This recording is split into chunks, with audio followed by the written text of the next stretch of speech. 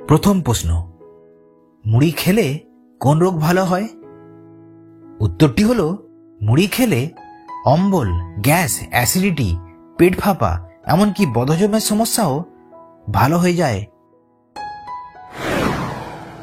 পরের প্রশ্ন, কোন শাক খেলে ক্যান্সার হয় না? উত্তরটি হলো লাল শাক।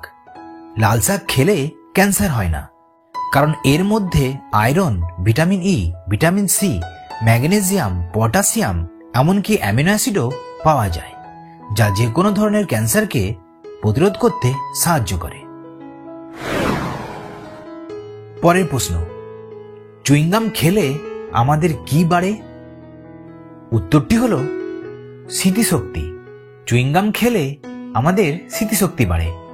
যদি আপনি নিয়মিত চুইংগাম চাবাতে থাকেন, তাহলে আপনার শরীরের স্পন্দন ও রক্ত চলাচলের মাত্রা বেড়ে যাবে, সঙ্গে মস্তিষ্কের অক্সিজেনের সরবরাহ ও বেড়ে যায়। বিভিন্ন গবেষণার তথ্য অনুযায়ী নিয়মিত চুইংগাম চাবালে স্মৃতিশক্তির উন্নতি ঘটে বলে মনে করছেন বিশেষজ্ঞরা। তাই চুইংগাম চাবানোর ফলে স্মৃতিশক্তি বাড়তে থাকে। পরের প্রশ্ন, কোন দিকে মাথা রেখে ঘুমালে বুদ্ধি বাড়ে?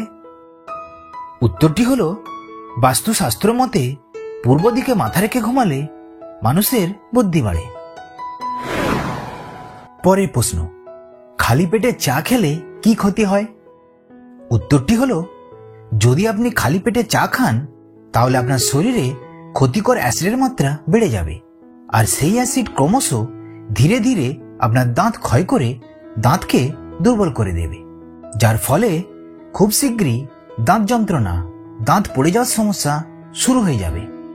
তাই যদি আপনি সকালে চা খাওয়ার অভ্যস্ত থাকেন, তাহলে সকালে খালি পেটে 1 গ্লাস জল খেয়ে তারপর চা পান করুন। এতে আপনার শরীরে অ্যাসিডের প্রভাব পড়বে না। পরের প্রশ্ন, কোন ফল খেলে মেয়েদের স্তন কমে? উত্তরটি হলো, ফলটি হলো লেবু।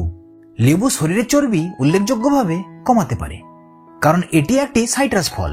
তাই নিয়মিত লেবু বা লেবু পানি সেবন করলে শরীরের চর্বি কমাতে সাহায্য করে, ফলে যার কারণে মেয়েদের স্তনের আকার উল্লেখযোগ্যভাবে কমতে পারে। পরের প্রশ্ন, কোন গাছ বাড়িতে থাকলে সৌভাগ্য আসে? উত্তরটি হলো বাঁশ গাছ। শাস্ত্র মতে এই গাছ বাড়িতে থাকলে সৌভাগ্য আসে। বাস্তুশাস্ত্র অনুযায়ী বাড়িতে বাঁশ গাছ রাখলে পরিবারের উপকার হয়, কিন্তু এটি জঙ্গলে পাওয়া সাধারণ বাঁশ গাছ নয়। এই বাঁশ গাছটিকে বলা হয় লাকি বাম্বু। শাস্ত্র মতে এই গাছ বাড়িতে পূর্ব দিকে রাখলে সংসারে সুখ শান্তি, আনন্দ, খ্যাতি এবং অঢেল ধনসম্পদ নিয়ে আসে। দ্বিতীয় হলো জুঁই ফুল।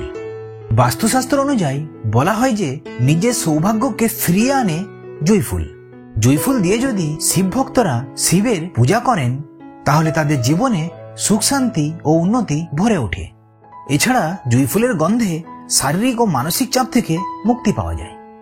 আর তৃতীয় গাছটি হলো কলা গাছ। বাস্তুশাস্ত্র মতে বাড়িতে কলা গাছ রাখলে সৌভাগ্য ফিরে আসে। এই গাছের উপস্থিতিতে মা লক্ষ্মীর কৃপা বর্ষিত হয়, একই সঙ্গে ভগবান বিষ্ণুর আশীর্বাদও পাওয়া যায়।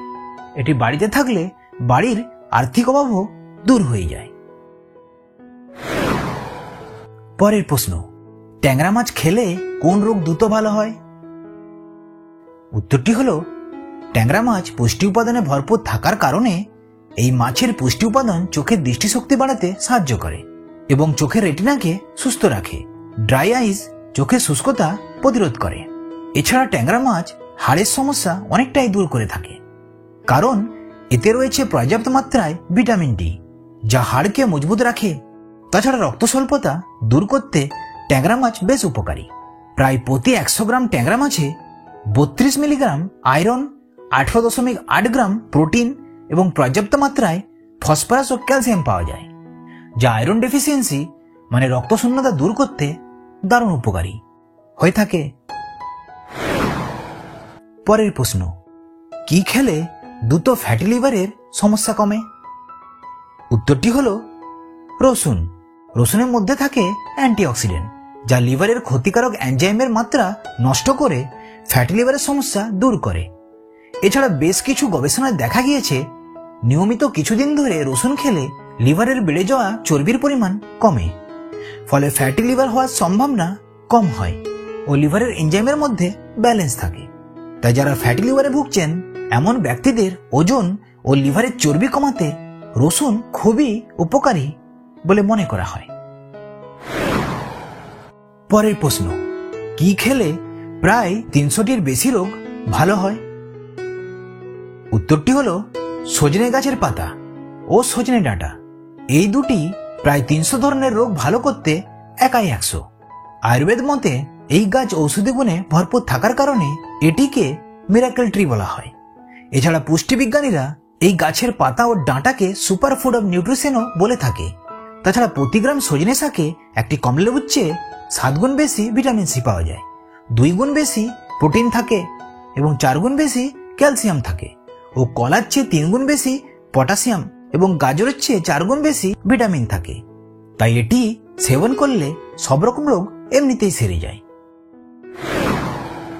পরের প্রশ্ন, লেবুর সাথে কি খেলে হতে পারে ভয়ঙ্কর পরিণাম? উত্তরটি হলো বিশেষজ্ঞরা বলছেন কিছু কিছু খাবার আছে যা একসাথে খেলে শরীরে বিপরীত প্রতিক্রিয়া সৃষ্টি করে। এমনই হলো লেবু।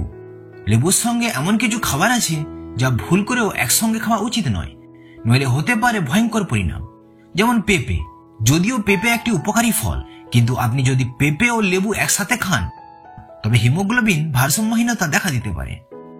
এমনকি রক্তশূন্যতা হয়ে অ্যানিমিয়া হওয়ার সম্ভাবনাও থাকে। তাই লেবু ও পেঁপে ভুল করেও একসঙ্গে খাওয়া উচিত নয়। এছাড়া দুধ ও দই, এই দুই খাবার কখনোই লেবুর সঙ্গে খাওয়া উচিত নয়। এটি আপনাকে বদহজমের মতো সমস্যায় ফেলতে পারে। শুধু তাই নয়, অ্যাসিডিটি, বমি, সেই সঙ্গে সর্দি কাশি, ঠান্ডা লাগা, সাইনাস এবং অ্যালার্জিও হতে পারে। তাই ভুল করেও কখনোই এই খাবারগুলি লেবুর সঙ্গে খাবেন না। পরের প্রশ্ন, কোন শাক খেলে বেশি সময় সহবাস করা যায়? উত্তরটি হলো পালং শাক। পালং শাকে আছে প্রচুর পরিমাণে ম্যাগনেসিয়াম, যা শরীরের রক্ত চলাচলকে বৃদ্ধি করে। জাপানের গবেষকদের রিসার্চের মতে শরীরে রক্ত চলাচল বাড়লে যৌন উদ্দীপনা ও বেড়ে ওঠে। তাই পালং শাক যৌন অঙ্গের জন্য ভালো বলে মনে করা হয়। যদি ভিডিওটি ভালো লাগে তো অবশ্যই একটি লাইক আর চ্যানেলটিকে সাবস্ক্রাইব করে পাশে থাকতে ভুলবেন না। ধন্যবাদ।